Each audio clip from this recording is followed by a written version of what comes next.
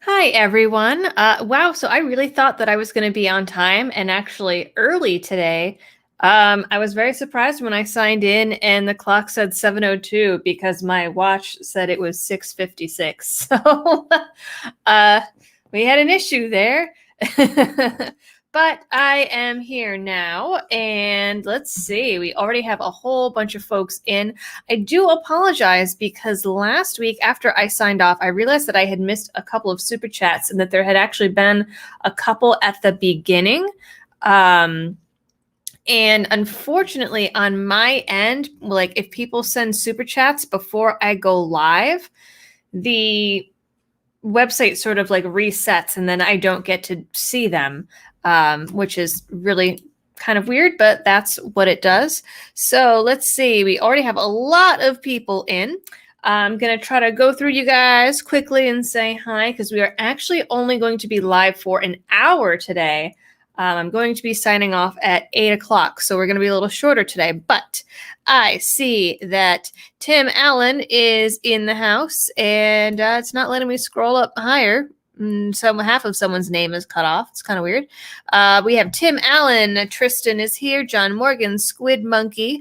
Rose Blight is here. Mr. Mark, Iron Daisies, Lone Wolf. Squid Monkey, Cap and Mac 82, John Morgan. Making sense of it. Okay, that took me a second. Fish and Golf and Guns, Warren Harrison, JJ, Captain Pegs 07, Gone Fishing Eric. Let's see, Fox P2, Corey Gardner, Shadow Bear, Jeremiah Chittum, not re- and someone saying nipples in the chat. Okay. I don't know what that's about.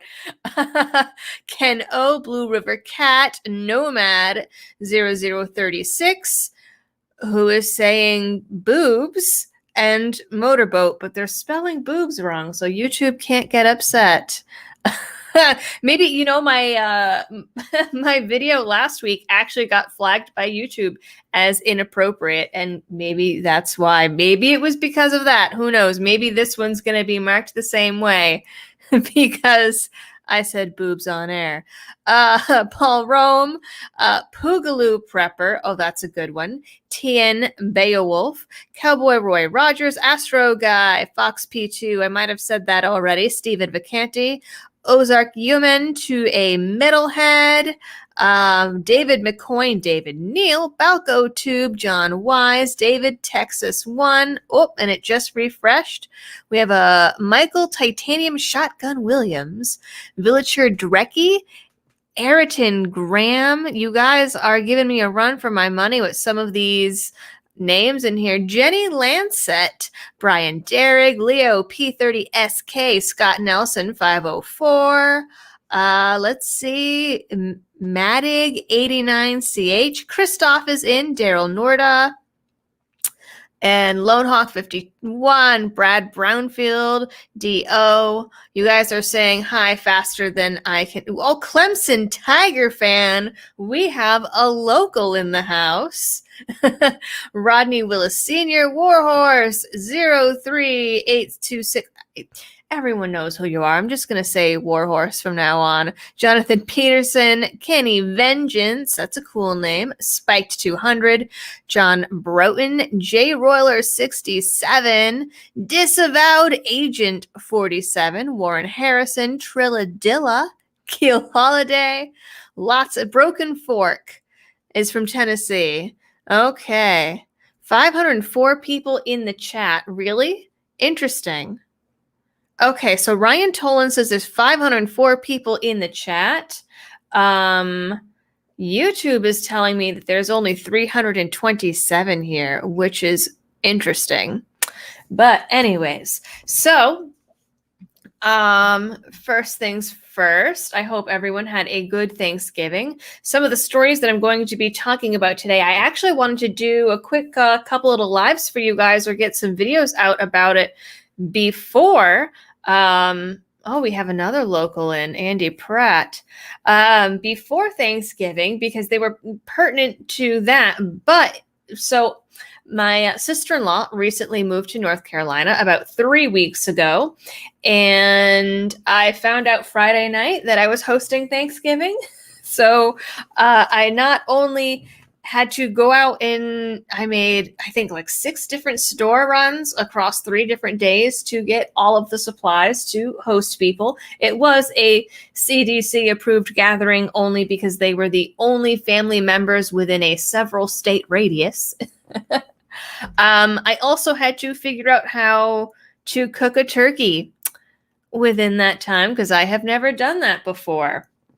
And then I spent the entire day yesterday cooking from 8 a.m. to 3 p.m.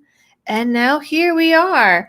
Yes, YouTube be lying again. And we have a super chat in from Christoph, says, eating dinner together makes you part of the conspiracy nuts. I did see that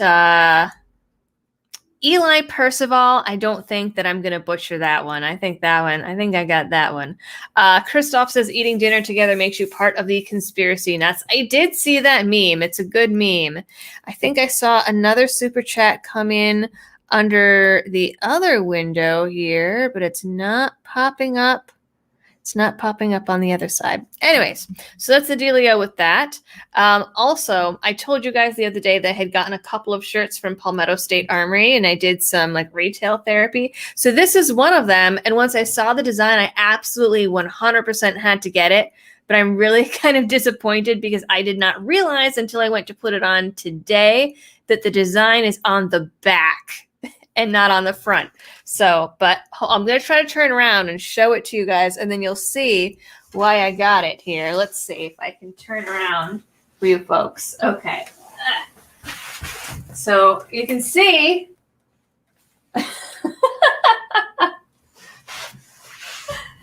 So hopefully you guys were able to see that. It says no step on Sneck. And I saw it and thought it was amazing and started laughing. I really wish it was on the front. The fact that it's on the back is really disappointing to me. Oh man, the YouTube is on a delay on my side, and that was really awkward. I just got to see that. That was really awkward. Anyways, all right. So this story I actually saw the day before Thanksgiving in the morning, and it just blew my mind. So this was one of the ones I was hoping to share with you guys before Thanksgiving. Didn't work out. Check this out. New York City said, and I guess they did, have COVID checkpoints at bridges and crossings into this city. Now, this reminded me completely of when Rhode Island basically did the same thing at the southern border, or the border from Connecticut. They had, at the time, they had National Guard troops at the border. They were stopping cars. There were police going through the parking lots at grocery stores and other places looking for out-of-state plates. Originally, they were just hunting down New York plates, and then it spread to everybody, and they included everybody in their happy little statistic. And I remember at the time, I made a video about it. It is on the channel. You can find it from a few months ago. And there were so many people in the comments that were saying that I was lying, despite the fact that I always include sources in the description. I had screenshots from news articles. I had photographs of the National Guard with lines of cars stopping people, waving cars off to the side. And with state police doing the same thing. I had a friend that was living in Rhode Island that could see it happening from his living room window, and still people were telling me that it wasn't happening. Interestingly enough, at the time when just New York was being targeted in these little checkpoints at the Rhode Island border, New York got upset and said that it was discrimination against New Yorkers to not allow them to leave New York. And so then it was, the policy was spread to everyone. So now New York is basically doing the same thing, where they're not going to let people in or out. And if anyone lives in New York City in the chat and wants to, if they tried to travel yesterday and can confirm for me their experiences, if they experienced any of this would be great. Lance, thank you for the super sticker. I can never figure out if that's like a little fox or a little like doji dog. And Dragon's Talon says, New York Nazis, we want to see your papers. That was not very German, but whatever. And Hunter Romano, thank you. So this is from Bloomberg. New York City will have vehicle checkpoints at key bridges and crossings and will strictly enforce the travel quarantine, according to a sheriff. The sheriff office said that they were going to be conducting spot checks when out of buses stopped riders off at the curbs, and they were going to have testing and tracing teams on the ground to be directing individuals to testing sites and providing education on quarantine, along with a 14-day quarantine mandate for travelers into the state. Now, if you violate these quarantine guidelines in New York City, you can have a fine of $1,000 or $2,000, according to the New York mayor. The city said that they were going to enforce the completion of traveler forms at airports. So again, they were literally going to be having cops and sheriffs and people standing around at bus stations and at airports with papers, forcing you to fill out paperwork, travel paperwork, and sign your life away, promising that you're going to quarantine. And they said that they were going to be having self-testing sites at bus stops, or at bus stations rather, and at airports to enforce these guidelines. And they're saying, oh, well, you know, it's because New York. Bloomberg, really? You know what? There is a solution for this, ladies and gentlemen, and it's this little button right here that automatically puts it over at archive.today so that you can get past any paywalls or any, limited free articles, blah, blah, blah, blah, blah. So that's what we do here now instead of paying for subscriptions.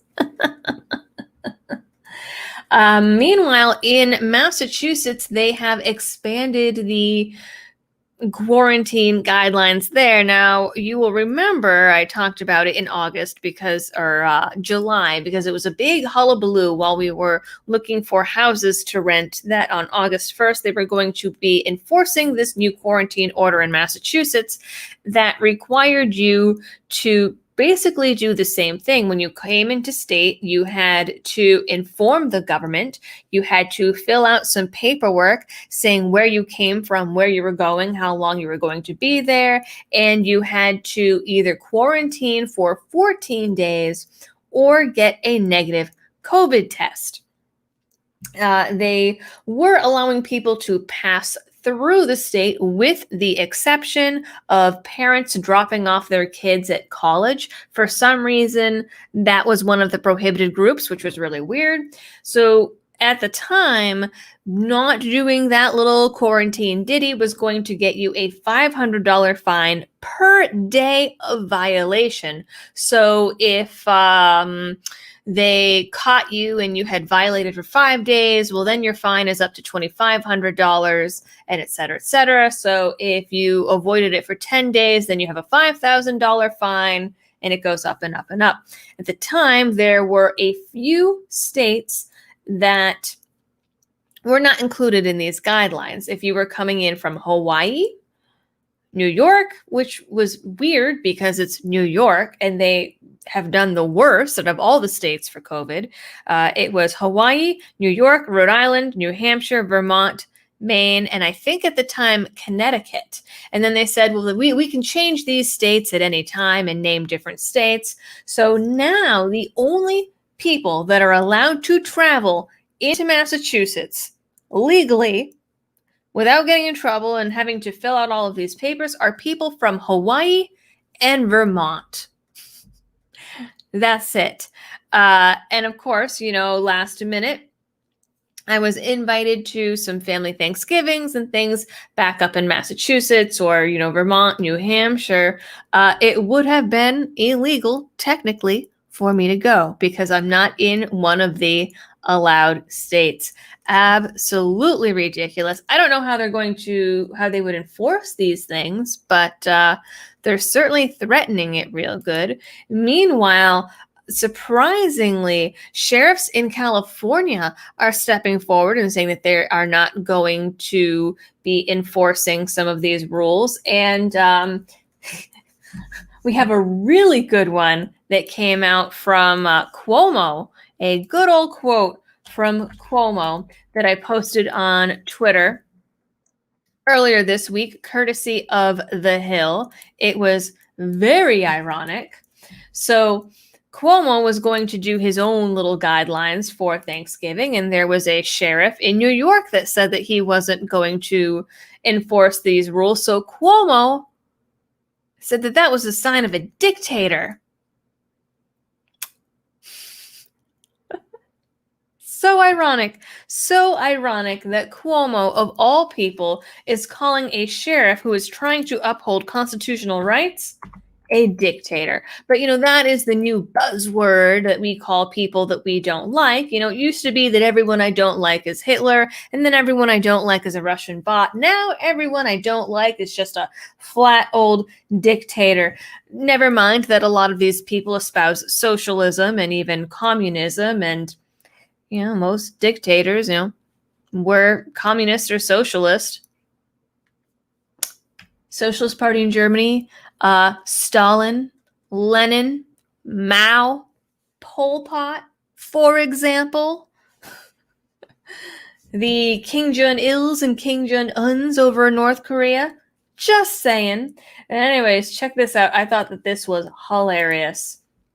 Cuomo responded angrily to sheriffs on Monday, who said that they wouldn't be enforcing COVID-19 restrictions or limiting the indoor gatherings during the holidays. So there are sheriffs that were in 4 New York counties that said that they were not going to enforce any of these quarantine and orders or limiting indoor gatherings. They said this on social media. They said that their jurisdiction did not apply to inside of people's homes and that the orders were not constitutionally defensible. Now, there is a precedent for this and for this argument because, as we've seen, there were courts that said that Whitmer's orders were unconstitutional. There were courts that said Pennsylvania's orders were unconstitutional. I believe there was something in New Mexico at one point. There's a few different pockets of places that said, hey, this isn't constitutional, we can't enforce this. So there is a precedent for this, even though there has been no court decision in New York specifically about this. So Cuomo says that these sheriffs who said that they were not going to be enforcing this because it wasn't constitutional and wasn't part of their job or jurisdiction, he equated that to the sheriff saying that COVID was a hoax. Now, those are two very, very different things and very different arguments. So anyone who says, well, okay, I don't trust this vaccine that they're rushing through in 10% of the normal time, automatically equates to anti-vax COVID is a hoax. Anyone who says, well, gee, I don't know if these lockdowns are really working or worth it, automatically equates to you're saying COVID is a hoax. And now these sheriffs who said, well, yeah, this isn't really constitutional and it's the holidays, people need to spend time with their family, somehow, again, automatically equates to them saying that COVID is a hoax.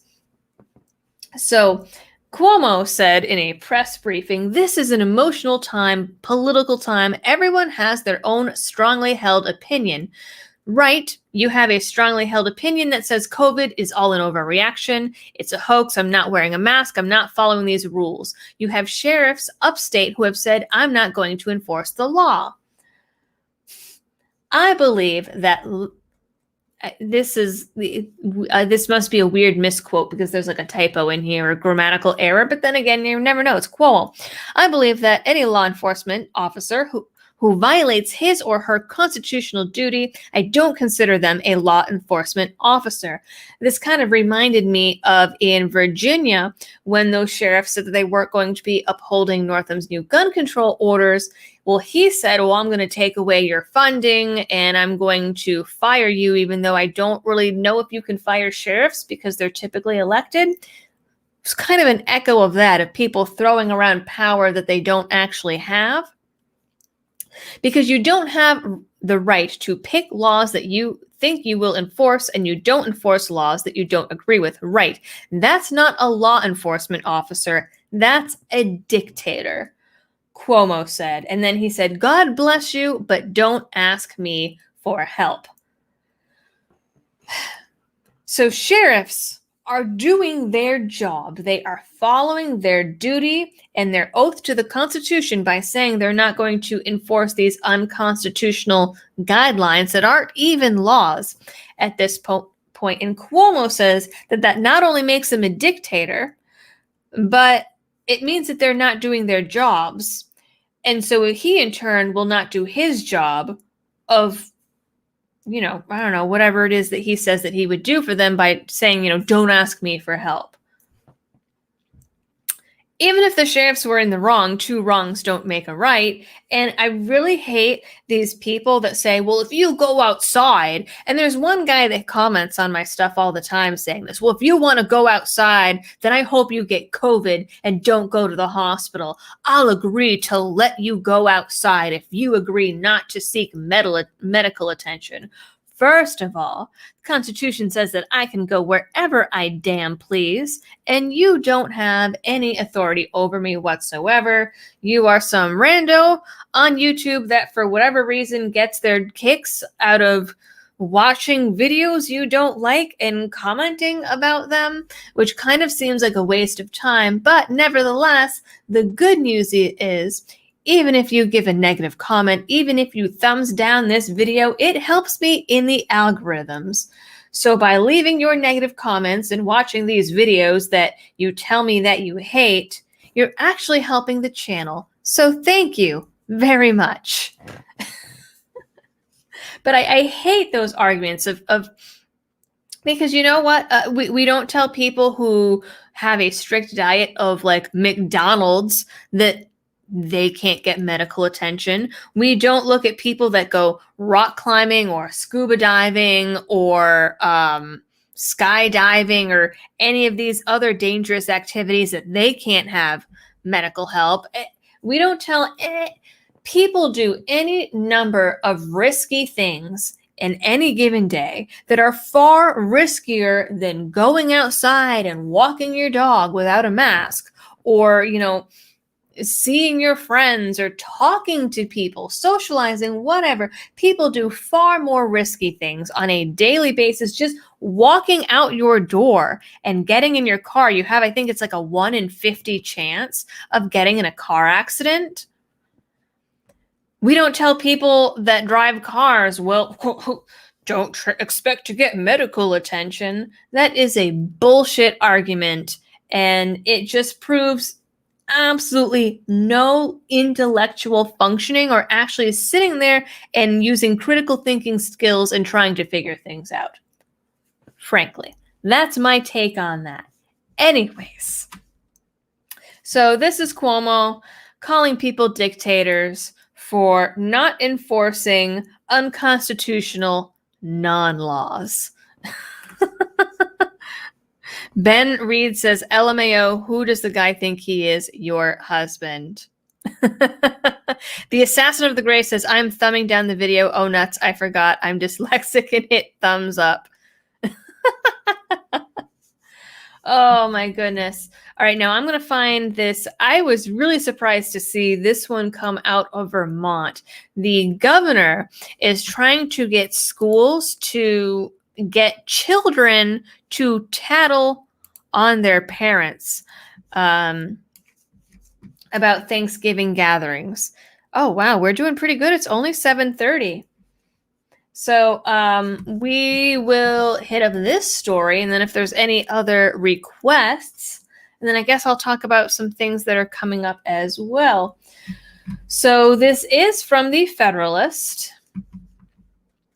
Vermont governor instructs schools to interrogate students about family Thanksgiving gatherings. Vermont has been getting more and more blue, and it's true. I don't even know what Vermont's state motto is. It's not the live free or die of New Hampshire, that's for sure. But they used to be a bastion of freedom, and not so much anymore. So, Vermont Governor Phil Scott is giving schools the green light to interrogate students about their Thanksgiving activities following the break. According to Governor Scott, students or parents who admit to violating the state's holiday travel and gathering rules will be forced to participate in online school for 2 weeks, and he announced this via Twitter. On Tuesday, the penalty will be reduced to 1 week if the students in question take a COVID test. What's interesting about this to me is so that even if the student takes a test and it comes back negative, they still have to quarantine for the 1 week. Massachusetts was doing something similar, that you have to quarantine even if you get a negative test result. And in Massachusetts, say that there's 2 people that traveled into a state. One tests negative and the other one tests positive. Even if you tested negative because the other person tested positive, you still have to quarantine for the 2 weeks and take another test at the end of the 2 weeks, and basically stay quarantined until the person who tested positive is better, which is stupid and makes no sense. So let's see if we can pull up the actual tweet here. Here we go. Wow, he has a whole little thread going. That's cute. Of 7 tweets. 8, 9 tweets. All right. So, Phil Scott says, on Friday, we recognized the Vermonters lost to COVID-19, and sadly, since then, we've lost at least 2 more lives. Today, I want to talk about one of those lives, Mary Pat Brown. Okay, this is not... All right. That's weird. Here we go. Maybe you just aren't worried about getting the virus. You're young, healthy, you can work remotely, or you just don't think it's a big deal, but you never know if you're going to be the domino that leads to a nursing home outbreak or pushes an entire school to remote learning. I didn't even know. Are they allowing visits at nursing homes in Vermont right now? Because I know that I have an aunt that volunteers at a hospital, and they're still not allowing visitors and things over at the hospital, pretty sure. And most places are still not allowing any visitors in nursing homes, to the fact actually that I read an article earlier this week. It was from either NBC or CBS that talked about how there's a new wave of deaths happening in the nursing homes, and it's not because of COVID directly, it's because of the social isolation and the lack of visitors that is increasing the symptoms of Alzheimer's and dementia, is giving them depression, and they're basically just giving up, is what's going on. So I feel like this is virtue signaling anyways, but I feel like there's an extra layer to this of saying, oh, well, you're going to be the person that makes all these people in the nursing home die, when I'm pretty sure they're not allowing visitors in the nursing homes. So, and I think, most people, well, I think that there certainly are a lot of people that are still very, very scared of this virus. And even the people who recognize the 99% survival rate are saying, well, it's a little tougher on the old folks. Maybe we shouldn't go and visit people who are really sick and old and vulnerable. I think that's kind of a given, But especially if you're sick, I mean, a lot of these places don't let people in that have a common cold, so they're not going to let you in if you have COVID anyways.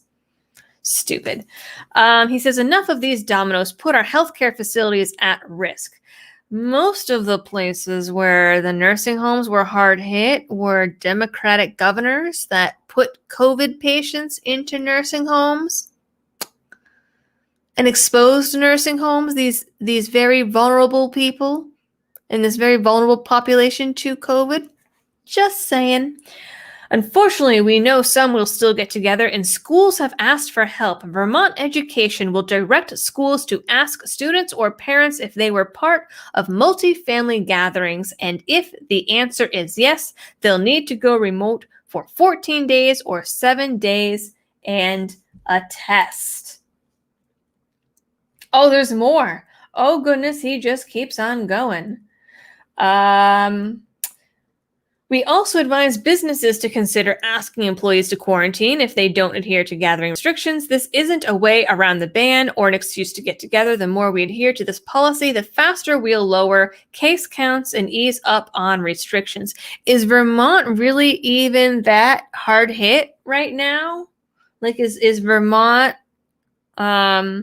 I wasn't aware that Vermont was a big hot spot. Maybe I'm wrong. And the VPA is aware, based on current data, that we must unfortunately postpone the start of school sports until further notice. We'll review this weekly. I hope adults realize the need to sacrifice to give our kids these experiences and keep them in school as much as possible. Children are the least vulnerable population to this virus and the sickness that it can cause.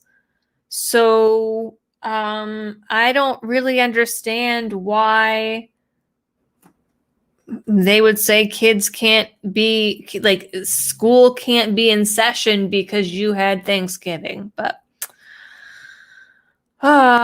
goodness. I know that asking you to sacrifice yet again is frustrating, but there's light at the end of the tunnel and we'll get there. The sacrifices we make today and in the next few weeks will ensure we get to the end faster, stronger, in a better position than any other state.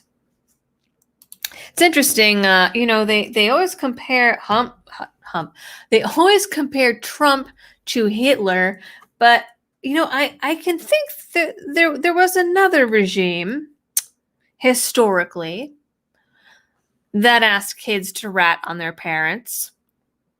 Just saying. And I wonder, when they talk about the light at the end of the tunnel, I wonder if they're talking about this vaccine that is being rushed through. There was actually an article... Oh, it was either CNBC or CBS, again, that came out this week that talked about all of the crazy side effects that people are actually getting from the COVID vaccine when they're in the clinical trials. So much so that now doctors are saying that the companies and the CDC are not being honest about some of the potential side effects, and their doctors are saying that they are going to have to warn their patients that after you get the vaccine, it's going to be 2 shots, a first shot and then a booster, that people are probably going to have to take anywhere from 1 day to an entire week off of work to deal with the symptoms and the side effects, which include debilitating migraines, fever, which will be interesting because if hospitals force their staff to get the COVID vaccine and then one of the side effects is getting a fever and you can't work if you have a fever, like, how are they going? Then what's going to happen is a couple of things. Either one, they're going to have whole bunches of staff people that aren't working in a time where they keep saying that hospitals are chock full and they don't have enough staff and it's already debilitating and blah, blah, blah. So that is one possible scenario.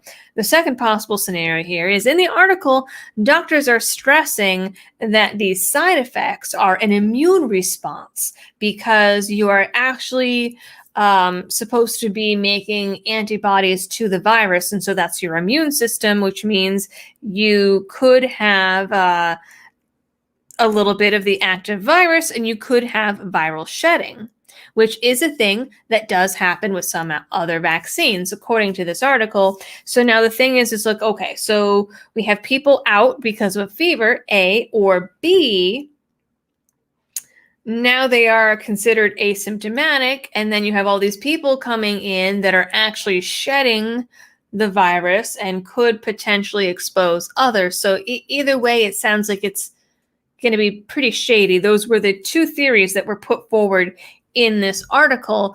The side effects do not sound great. And there was another woman who came forward that there is a type of vaccine injury that isn't super common, but there is a possible side effects where you get lesions that pop up and big rashes, and they don't have to be anywhere near the injection site. And this one particular woman came forward, and she's still encouraging people to get the vaccine, but she says, again, that doctors need to be honest. She was in the clinical trial and ended up getting some of these lesions, and she posted pictures, and they were absolutely disgusting. And these lesions happened to pop up on her heels and the bottoms of her feet, so she actually can't walk. And she's had them for 2 weeks already, I believe, and she can't walk and she can't drive, so she can't work. So she's been out of work unpaid for 2 weeks because of these lesions that have popped up as a side effect of the vaccine. And that can happen with any kind of vaccine. It's not a common side effect, but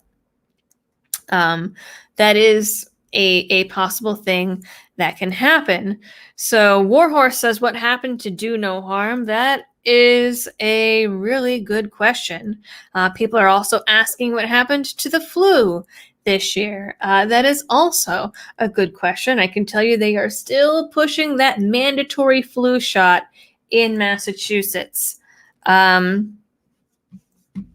Now, there was one person who had wrote in before the live and asked to cover the Supreme Court decision around religious gatherings. So I'm going to see if I can find an article about that. Well, I can find plenty of articles about Cuomo complaining about it. Here we go. We'll go with NPR. Why not? We'll start with NPR and see. HuffPost, my God, would be trash. Let's see. All right, we'll start with NPR. I don't want to do HuffPost because they are some trash. So I did not get to read about this prior. So we're going to check it out together. Robert Chappelle says, it sounds like that woman got the shingles. So the shingles was different. These were specifically these big, I mean, honestly, it looked like necropathy, quite frankly, on her heels. It was totally gross, totally gross. It was just like these big, well, I'm not going to describe it further than that. Most people probably know what necropathy looks like. It looks like that, and it was specifically on her heels and was like oozy and gross. It wasn't shingles. Shingles is something very different. All right, so it turns out that Supreme Court is already doing their job and making some interesting things happen. So on Wednesday, the U.S. Supreme Court struck down some of New York State's strictest limits on religious gatherings that were designed to help slow the spread of coronavirus. Now, I don't know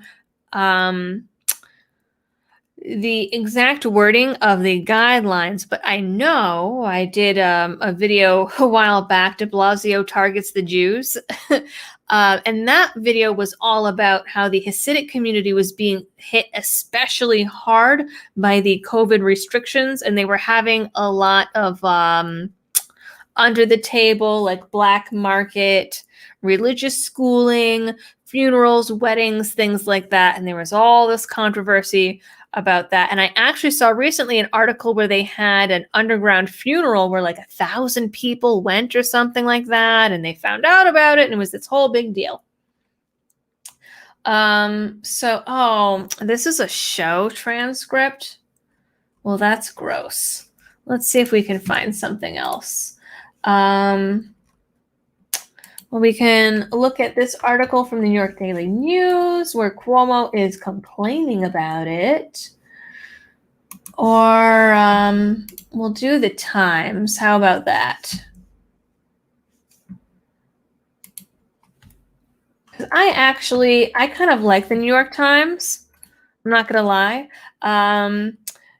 They tend to be pretty biased, but Jeffrey Tucker over at, when I talked to him at PorkFest, made a really good point where he says that he subscribes to the New York Times because a lot of times they're the outlet that says something first, and then other liberal outlets kind of parrot whatever the New York Times is saying. So in a way, you're getting to the source of whatever the left is saying when you go directly to the New York Times. So Cuomo attacks Supreme Court, but virus ruling is a warning to governors. So, the court, according to the New York Times, said that if unconstrained religious observance and public safety are at odds, then religious freedom should win out. And remember, the job of the Supreme Court is to interpret the Constitution and how that applies to laws that folks are trying to put in place. I mean, this is what the Constitution says. Freedom of gathering, freedom of religion, all of that fun stuff. So, as the coronavirus pandemic has deepened and darkened in recent months, the nation's governors have taken increasingly aggressive steps to curb the current surge of infections with renewed and expanded restrictions reaching into people's homes, businesses, schools, and places of worship.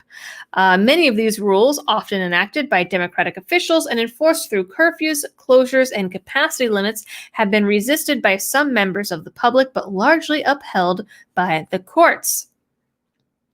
But on Wednesday night, the U.S. Supreme Court forcefully entered the arena, signaling that it was willing to impose new constraints on executive and emergency orders during the pandemic, at least where constitutional rights are affected. In a 5-4 decision, the court struck down an order by Governor Andrew Cuomo that had restricted the size of religious gatherings in certain areas of New York where infection rates were climbing. And the Hasidic community was one of those specific neighborhoods, I believe. The governor had imposed 10 and 25 person capacity limits on churches and other houses of worship in those areas. The decision seemed to signal that some governmental efforts to stem the pandemic had overreached, impinging on protected freedoms in the name of public health. If unconstrained religious observance and public safety were sometimes at odds, as the governor and other public officials maintained, the court ruled that religious freedom should win out. He accused the court of partisanship, suggesting the ruling reflected the influence of the 3 conservative justices who have been nominated by President Trump in the past 4 years. This is a new complaint by the left that that the Supreme Court has become partisan, and it's interesting that the left tried to combat their supposed partisanship by packing the court with more left-leaning judges. I am glad that, hopefully that has been stamped out, and hopefully it will not be brought up again. I'm glad that Ruth Bader Ginsburg was against that, and hopefully folks will remember that if they try to push that through. You have a different court, and I think that was the statement that court was making. Mr. Cuomo, a third-term Democrat, said on Thursday, "We know who he appointed to the court. We know their ideology." This is undoubtedly a dig at Amy Coney Barrett, who has faced scrutiny from the left before because she happens to be Catholic. Oh no. The decision represented something of a Thanksgiving gift for Catholic and Orthodox Jewish leaders who had blasted Mr. Cuomo's rules as a profound and unfair restriction on the freedom of religion.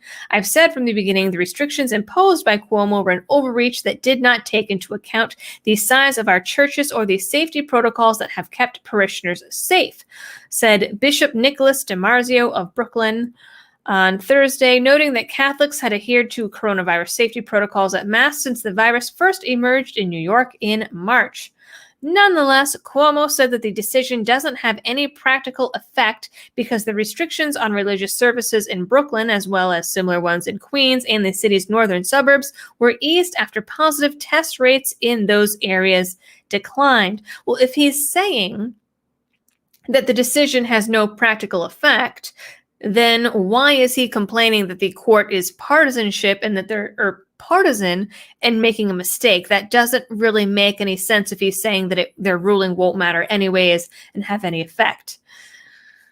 It's just trying to save face and virtue signal, as is typical.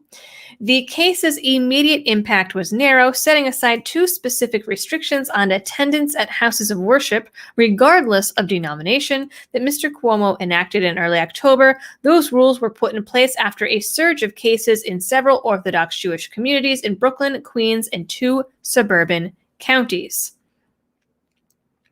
He maintains that those outbreaks have since been brought under control in large part by the measures that the court struck down. I call bullcrap, but okay. Mr. Cuomo has issued dozens of executive orders since the state's first reported case in March, and those remain untouched, including other restrictions on religious gatherings. Well, you know what? All of his little executive orders didn't really do a lick of good, as New York has the highest number of cases and deaths in the entire country, I believe, with a lot of those concentrated in New York City, but they like to blame Trump for that, even though they, technically speaking, were responsible and didn't do their jobs. Again, I believe Cuomo was one of the people that was putting COVID patients in nursing homes just to, I don't know, see what would happen.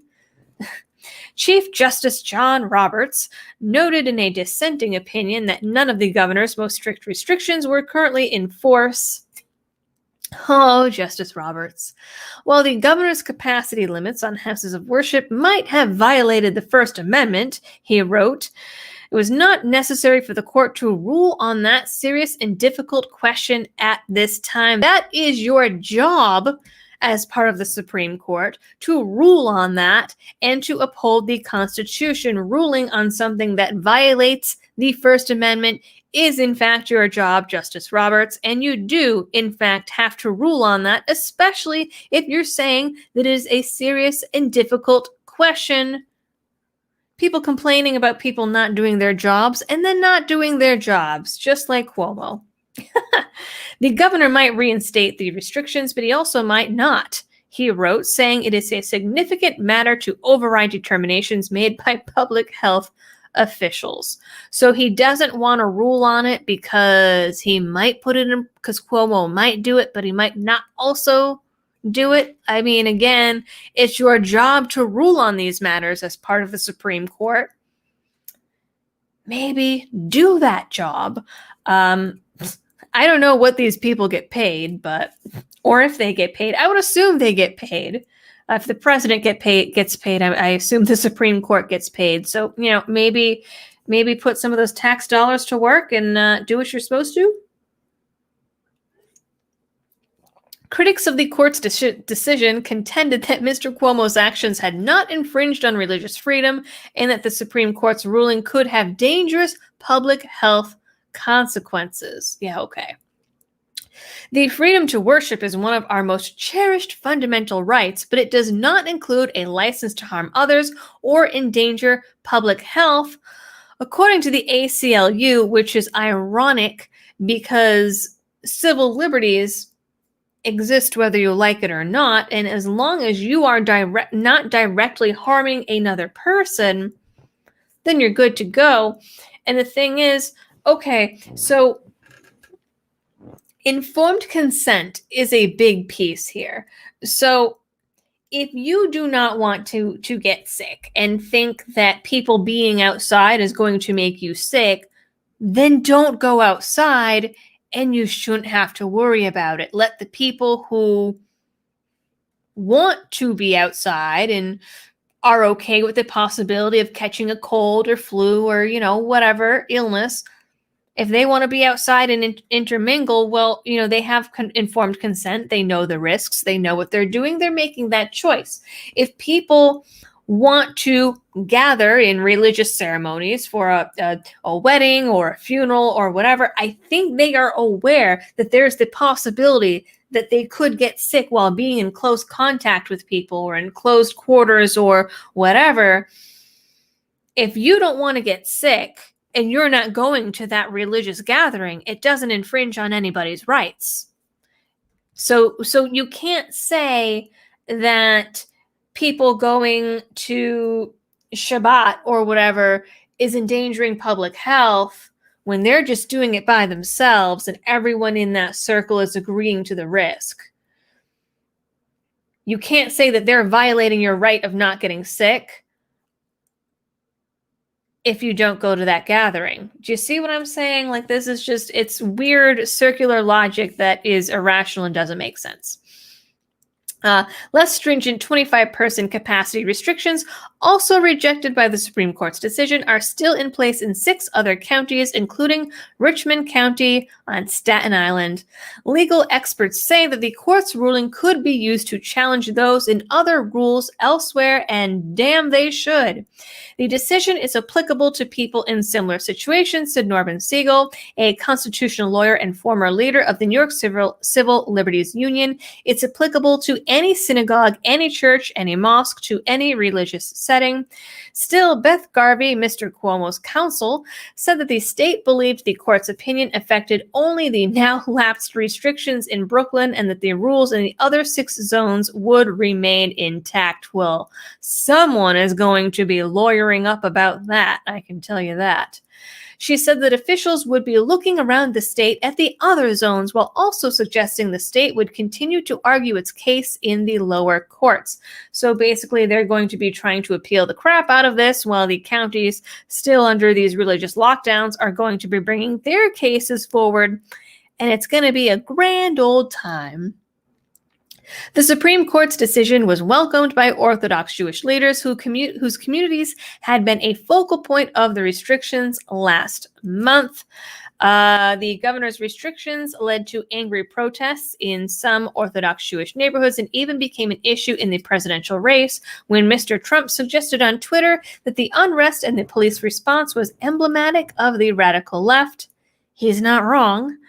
On Thursday, the president tweeted a report about the Supreme Court's decision with a 2-word, all-caps message, Happy Thanksgiving. The Roman Catholic Diocese of Brooklyn requested an injunction from the Supreme Court on November 9th after losing challenges at lower federal levels, saying that Mr. Cuomo's order ran roughshod over the rights of Catholic parishioners. So there's a whole lot more in this article, but I said that we were ending at 8 o'clock tonight. So we are not going to finish that out, but you get the gist. The Supreme Court made a good decision. I'll be happy to see what other cases get brought up in front of them, and hopefully there'll be some Second Amendment cases. That would be absolutely fabulous. Now, I know that I saw a couple super chats come in, so I'm going to pop over to those and read those off real quick. And thanks to everyone, by the way, who's here the day after Thanksgiving. That is pretty cool, pretty special stuff. Hunter Romano says, whoops, when and where is the Discord info? So there is no Discord. I did have a Discord, and then I was never in it, so I stopped giving it out. But actually, so I am going to be adding, I think I'm going to add a second live stream on Tuesday nights.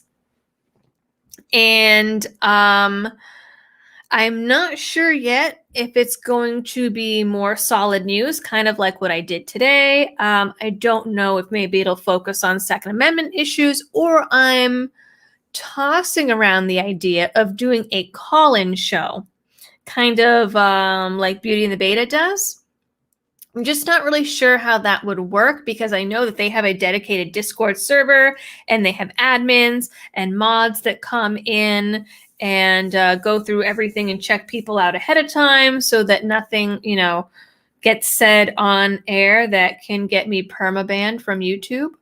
But I've never actually been able to catch one of their call-in shows, and I don't believe you can watch it after the fact, so I'm not really sure how those work. So not really sure what format the second stream would take. I've been wanting to kind of do some sort of call-in type thing for a long time. Might start it with where people, super chats and they can ask for questions or specific topics, advice, whatever. I don't know. We're going to see. We're going to figure it out. I'm still figuring out, like I said, what format that will take. Maybe it'll be a call-in show that will involve a Discord server. I'm not really sure. But I'm not sure when I'm going to start that either. But at some point, there is going to be a second weekly live stream on Tuesday nights. I can tell you that. Daniel says that you can watch it after it streams. All right, I must just be looking at the wrong time. Let's see. Rose Blight says, look at Johnny B. Spicy Friday, nice meme on Cuomo. Someone else was telling me about Johnny B. the other day. I'll have to check that out. Robert Chappelle says, I hope if you want socialized medicine, you have to wait until the stone is half through your urethra before the socialists remove it for you. Wow. That is dark, my friend. That is very dark. And then he says, sounds like, that comment about the shingles. Mike Fallbush says, you make great content, always on point. Thank you. I know I talked really fast today, and I sometimes kind of trip over my own words when I try to talk fast and get things through, but it happens. Jeremiah says you can watch them on mattchristiansenmedia.com. Okay, and then I just saw Fox P2 says that they're stored on BitChute. Okay. Christoph says I should have Matt on some week. You know what? I never really thought to ask him, because I kind of thought that he'd be like too cool to come on the show. And I don't even know what I would talk to him about, but maybe that would be pretty cool. There's definitely some people that I would love to have on, but I feel like they are too cool for the Liberty Doll. And there were also some folks that I've asked to come on, and then they were like, yeah, let me know what your schedule is. And then, nothing ever happened. There's a few of those. And then there's some people like Sticks, like time zones are an issue, where he's like 12 hours ahead or something like that. And so like it would be really hard to manage that in any sort of meaningful way. But anyways, it is 8:00, so I do have to hop off the call. Thank you everyone who tuned in the day after Thanksgiving, when you should be all about all about family and hanging out with your family right now. And thanks everyone for the super chats, especially around the holidays. I know that things get tighter for people, and with COVID crap, and having to feed the family and do the Christmas gifts and all of that fun stuff. But thank you very much. So that is it for today. I will hopefully have a video or two out for you soon. Then we'll be doing the usual Friday live streams. We'll be back to the hour-and-a-half show next week. Check out the partners in the description, support options. Check out Palmetto State and their awesome No Step on Snake shirt. I'm not going to do the awkward turnaround thing again to show you guys. Just take my word for it. It's awesome. Hit the like button. And I guess that's it. Hope everyone had a good holiday, and I will catch you in the next one. Have a good night. Bye.